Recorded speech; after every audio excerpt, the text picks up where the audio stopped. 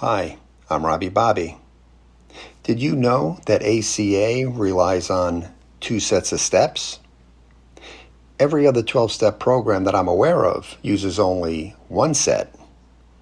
This video is part 1 in a series which compares 2 entirely different sets of steps, which together form the backbone of the ACA program.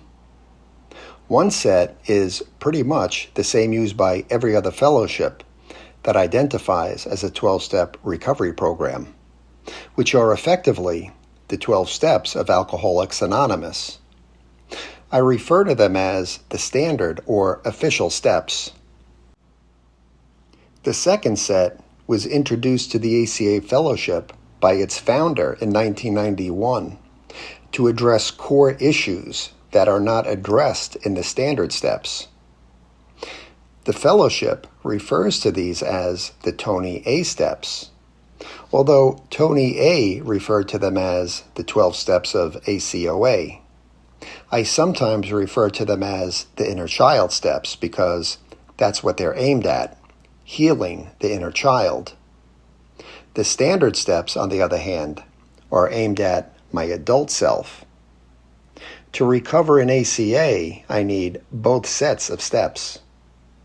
Luckily, the ACA Steps Workbook addresses both sets of steps.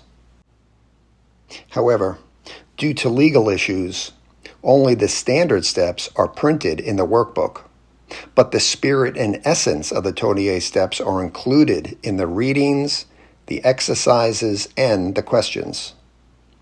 The aim of this video and series is to help the listener better understand these 2 complementary sets of steps, and hopefully better understand the steps workbook.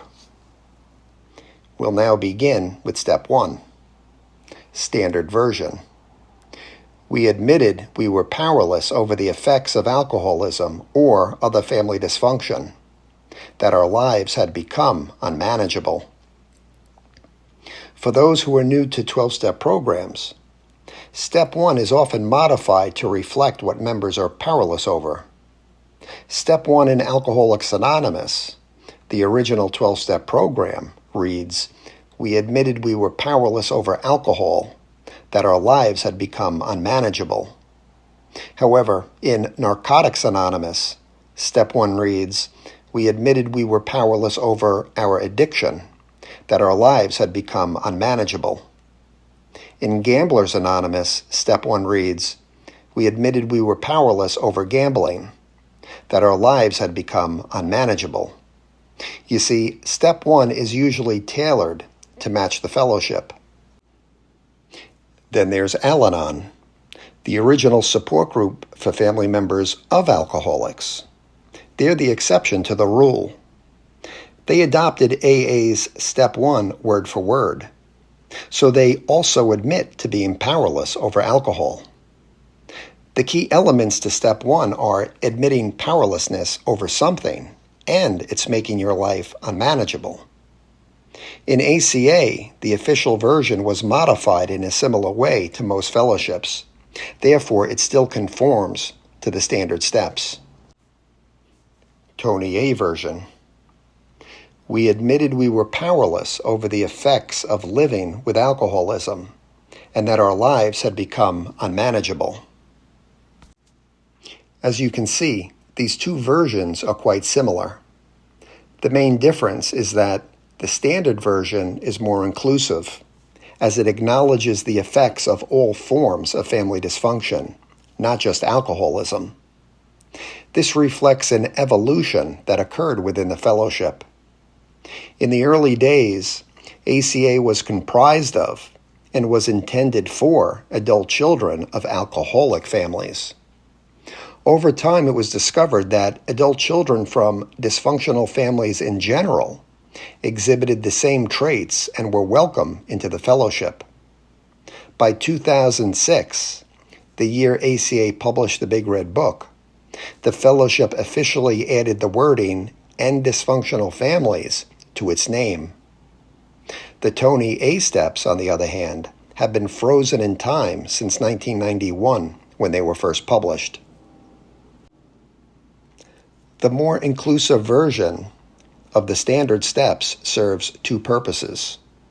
It not only allows more people to benefit from the ACA program, it provides another way in for adult children of alcoholic families that are in denial about family alcoholism or who have been kept in the dark about it. There are cases where adult children were affected by, let's say, the alcoholism of a grandparent whose alcoholism was a family secret. Yet the dysfunction was passed down just the same. This is just one of many examples of people who were affected by alcoholism but don't realize it. The original wording kept the door into the program only partially open. The current wording opens the door completely, and that's a good thing. One final thought on step 1. It says we're powerless over the effects, but what are these effects? Well, to answer that question, at least from an ACA perspective, look no further than the heading of the laundry list, which says, these are the characteristics we seem to have in common due to being brought up in an alcoholic or otherwise dysfunctional household. So there you have it.